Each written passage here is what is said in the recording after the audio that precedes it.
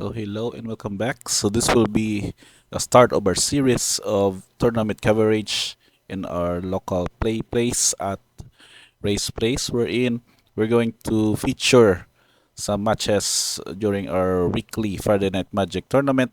And on this video, we're going to start off with the round 1 featured match between Bonak Black Midrange, piloted by Sir Paulo, and Mono White Humans, piloted by Sir Andrew. So you can see here in the setup, uh, Andrew is mulliganing, I think the first mulligan is a 6, whereas Paulo was going to keep his starting 7 card hand, and expected in this matchup is probably given that Mono White aggro will try to aggro out its way by attacking and curving early on, whereas Black Midrange will do its usual thing of discarding early spells with Thoughtseize, maybe cadding a 2-drop or 3-drop in a form of uh, the Graveyard Trespasser, and also curving out with Shouldered, whereas it's then backed up by spot removals and other relevant spells that can stop the aggro start. So expected here with the mulligan to 6. I think we'll seeing Andrew will going to keep for his 6 cards by returning the other card back to the bottom of its library. And passing now here is that since I think he is playing first, so we're going to check that he will go with just a plain land and maybe a 1-drop, since Mono White is usually, unfortunately he doesn't. But now Paolo will just go with the turn 1 Thoughtseize, in which he's going to see the hand of how the Mono White will do its thing in the succeeding turns.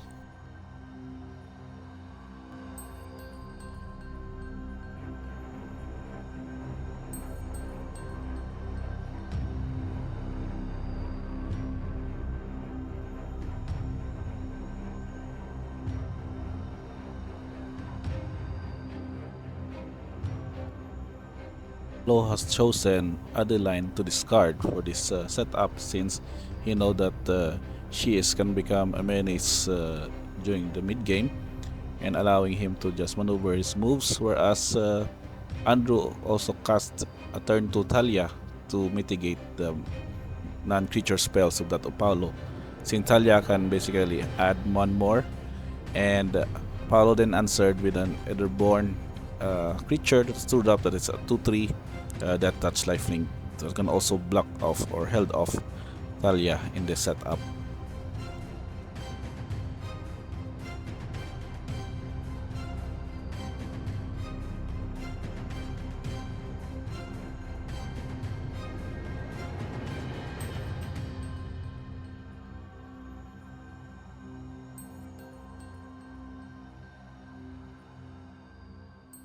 And so Andrew added a Copper Court Vanguard on his board, making Talia 3/1, and with first strike he was able to attack through the Etherborn.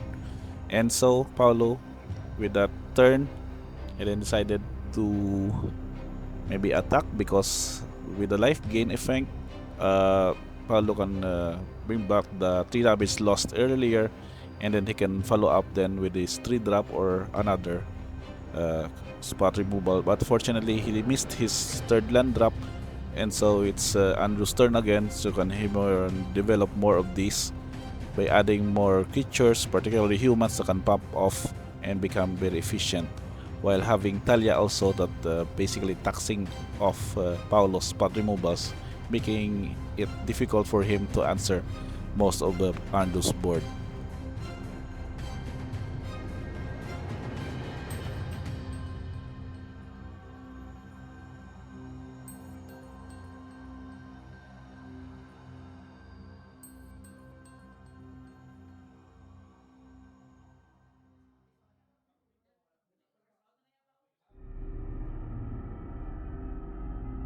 Here is looking through his options, whether he would go with another creature, or in a way use these creatures to attack again, whereas opening his mana for protection to nullify any of Paulo's spot removal.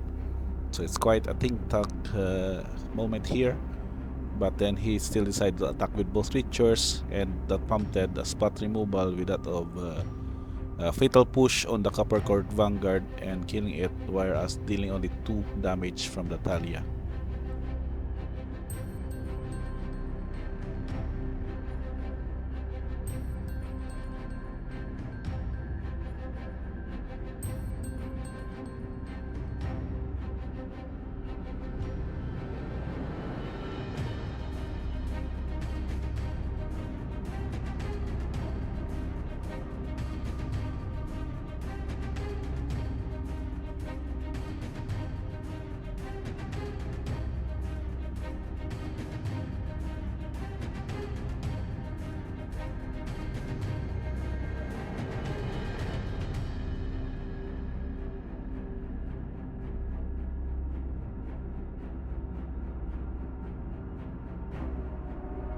So Paulo finally found his third land, and then he casted Graveyard Trespasser, which makes it a sort of an ATB life drain effect by removing one of Andrew's creature cards from his graveyard.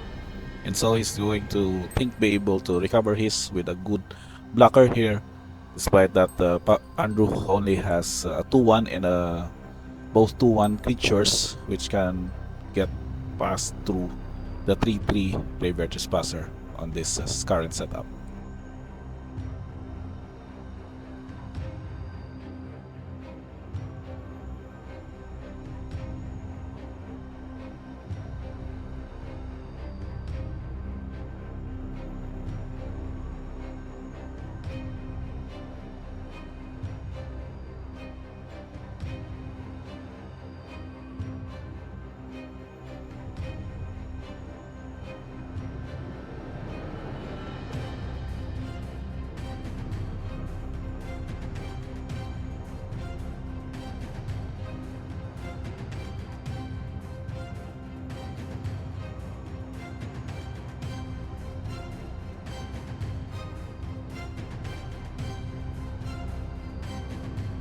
So Paulo here is making an attack again with the Trespasser and the Etherborn, and making sure his attack trigger would then remove a creature card from Andrew's graveyard, making a life drain effect, and having open mana for any possible combat tricks that may have now that Andrew has 3 creatures that you can able to block. Along with it is a Dauntless Bodyguard that can protect Thalia, Garam Traven for this combat step.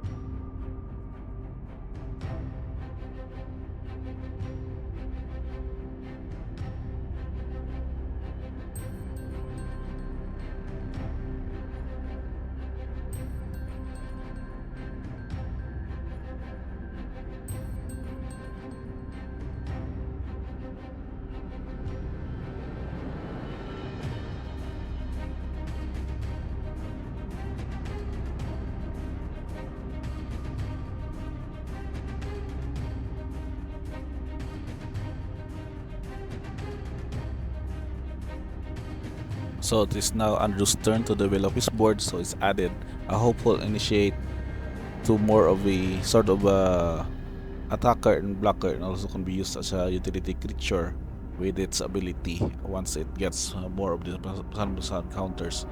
Now that we have enough 4 versus 3 creatures in the board, Paolo will then try to get through those attackers, or I mean for with these attackers through the blockers of that of Andrew, in making sure that he can not be able to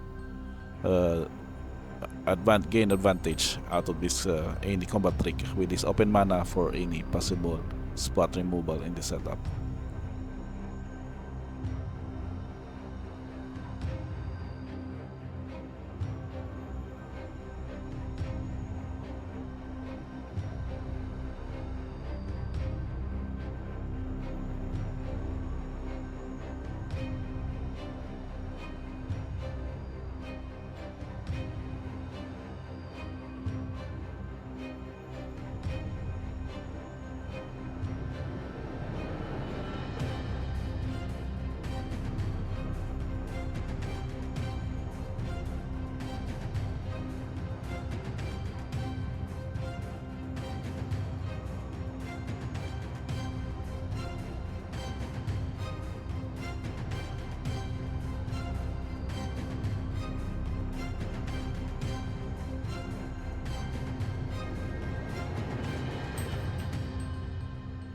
So Andrew will double black with each of the respective creatures, the Etherborn in the Mystery Shadow, while letting pass of the Graveyard Trespasser.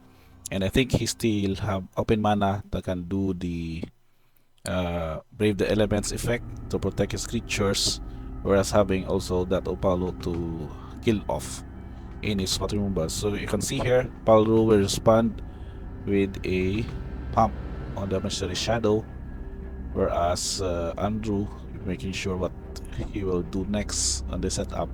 So it was possible that he was able to brave the elements for black and be able to protect his creatures from lethal damage against his Paulo's creatures.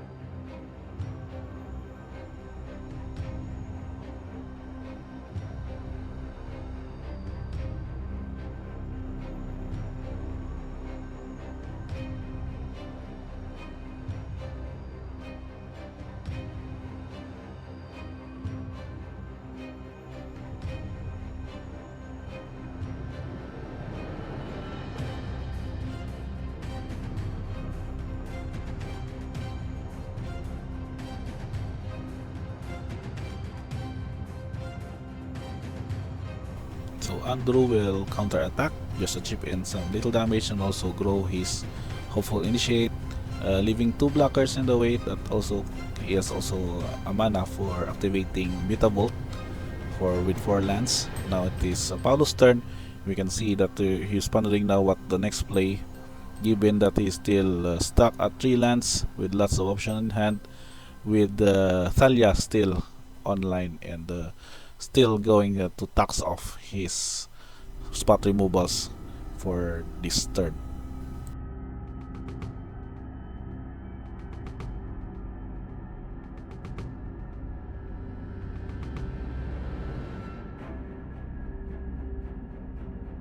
The same method, still attack with his 2 creatures, leaving open mana for any combat shenanigans that they may have.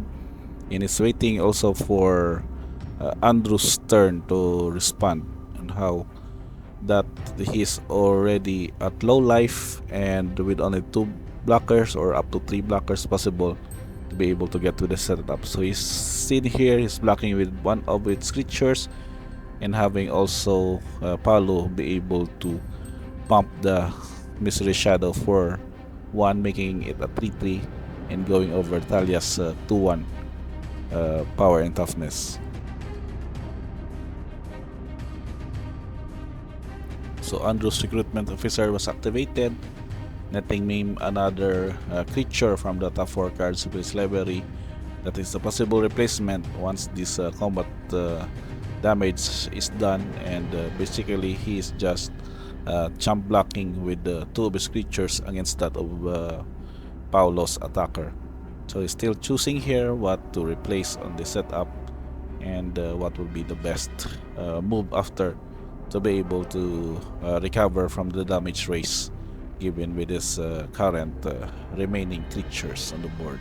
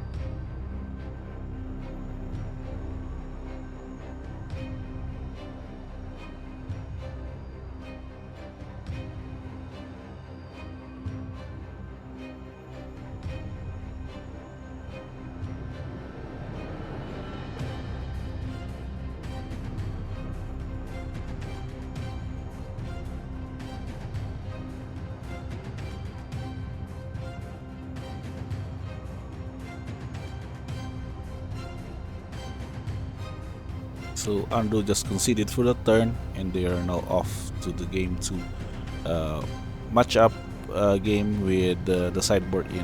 So we are going to expect here more spot removals and mass removals, particularly against the white creatures for Paolo's sideboard, whereas Andrew would try to uh, get more creatures on the board while also protecting them in the form of Brave the Elements and other related spells that can do this function.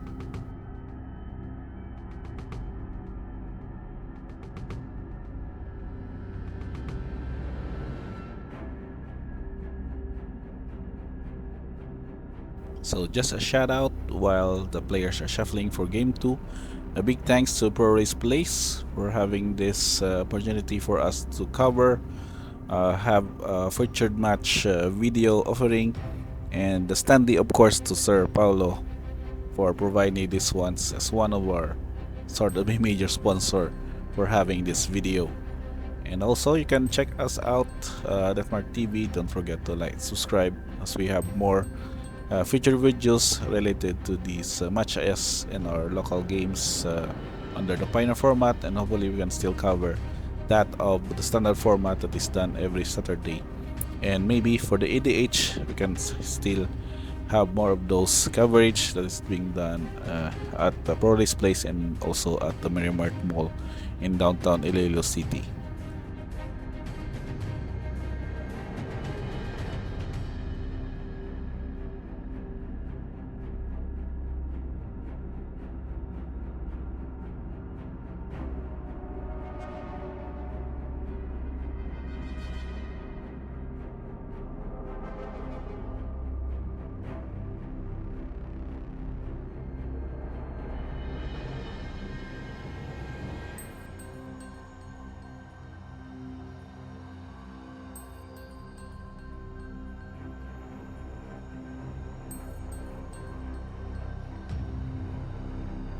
So Andrew here is on the play, but unfortunately he is mulliganing again for 6 mana, and I think Paolo is also keeping out his 7 mana cost.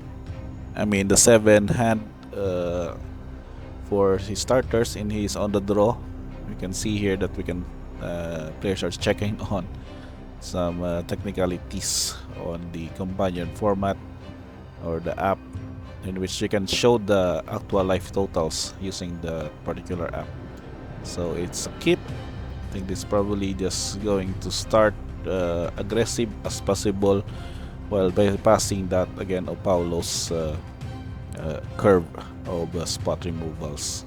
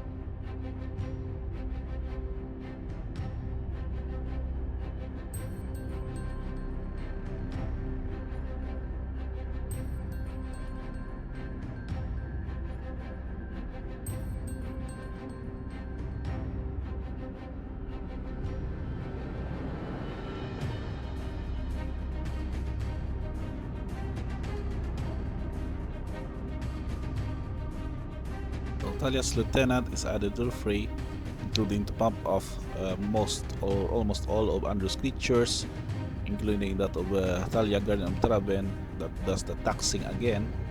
So he was able to put each of these with the one ofs.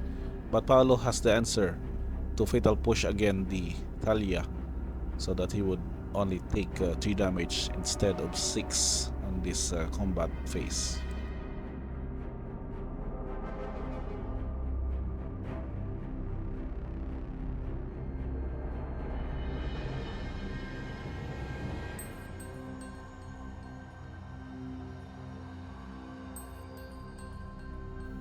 So Paulo's Shieldred here as 4 drop is basically a way to mitigate the damage lost earlier because of the attacks, but Andros was able to answer it with I think that was an ossification, where I was also attacking for 6 more damage against Paulo's life total. So Paulo here would need to answer back, so it should be able to prevent him from dying this turn, so he cast and invoke the spare, and with his invoke would be able to destroy in a way ossification, bringing back his Shieldred back to his battlefield.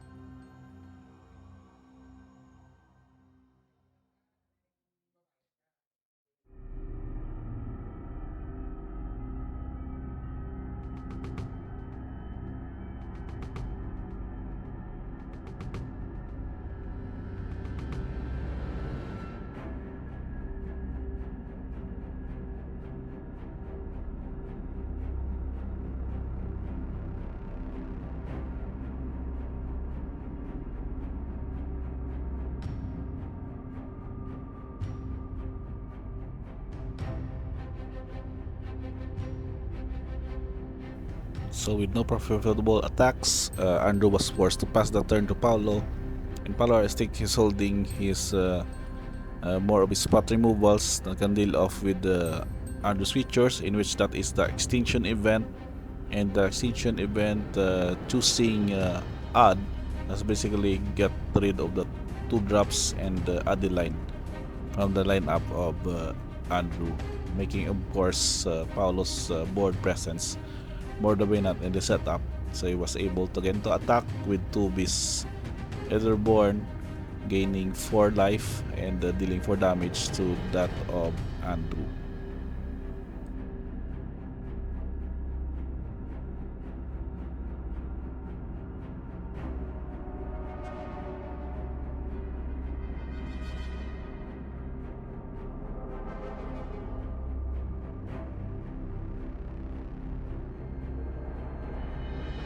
So Andrew got an answer again in ossification, in which we were going to cast to that of Shieldred. So it was then removed from the battlefield, but Andrew was able to attack, and Paolo has the answer with spot removal to one of the creatures, and then this Andrew just conceded the match.